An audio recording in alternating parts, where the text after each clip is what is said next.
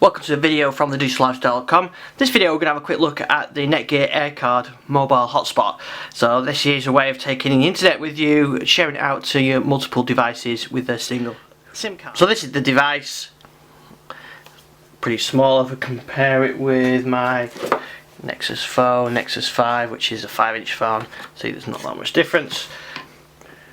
So we'll fire it up and we can see what we can do with it. The charger with European and British plugs and the micro USB cable. So I'll stick this on charge. Okay, so this has got a data card in there, SIM card. So I powered it up, it's got some charging already, so we're ready to go with that. So you can see it's picked up a 4G signal, which I can get here in my house, and it's ready to go. Now we've got a few things we can do with it. The SIM card's already in, I should say as well. If you want to put the SIM card in, you just flip it up, take the back off. So it's ready to use now. The blue light there blinking shows we've got connection.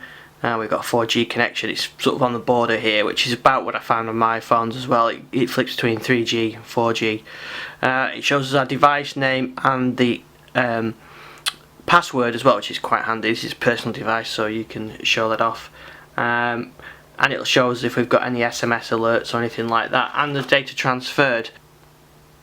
You can go through the setup options, you can set up all the different things you need to do on it. But I think what I'll do now is I'll connect to this from my Surface, and we'll have a look at what we can do with it from there. So I can see the Netgear showing up on my list of wireless networks, so I'm going to connect to that. And there's a password in the password that's on the screen here, but we can use WPS as well. Okay, so it's took us to the browser page, the AirCard page, and the thing on there is showing us as one device connected now. So this is showing you sort of a replica of what's on there, so you can see what's going on. So you can have that chucked in your bag, and you can see that. So you can see the amount of data that's been used. You can set in your monthly data allowance, all that kind of thing, so that you can keep on top of how much you're using, and you can use the app as well. So we'll possibly have a look at that when I connect from my Android phone in a second. So I'm running a network speed test. It's on 3G at the moment, not 4G. So that's why it's running about 3 meg per second. Now what you can see on here, that there's activity going on there, so you can see from looking at the device you've got network activity and the usage stats there are going up. So you can put in your monthly monthly allowance, and then you know how much data you've got left. So if you've got a monthly contract with 5 gig or 3 gig or whatever, you can put that in, and then you know how close to your limit you are, so you can enter all that data on there.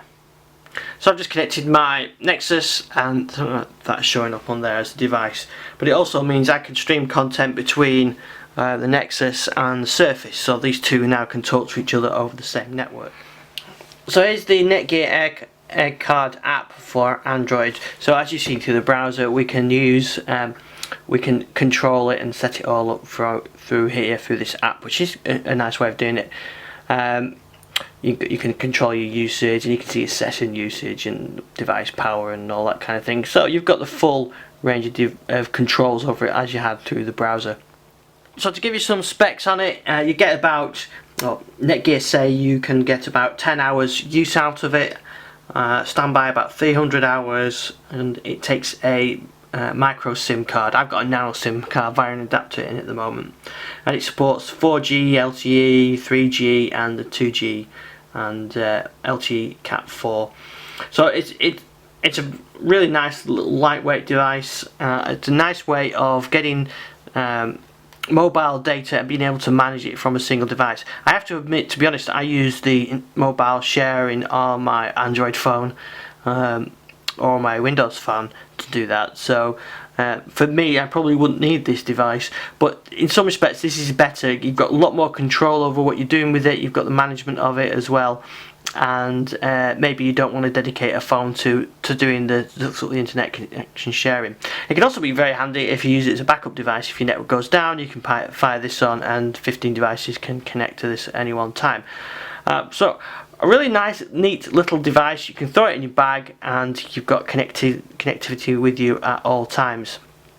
So the price information and the technical specs and everything will be with the notes that go with the video on thegigitallifestyle.com. Thanks for watching this video, and we'll see you in the next one. Bye.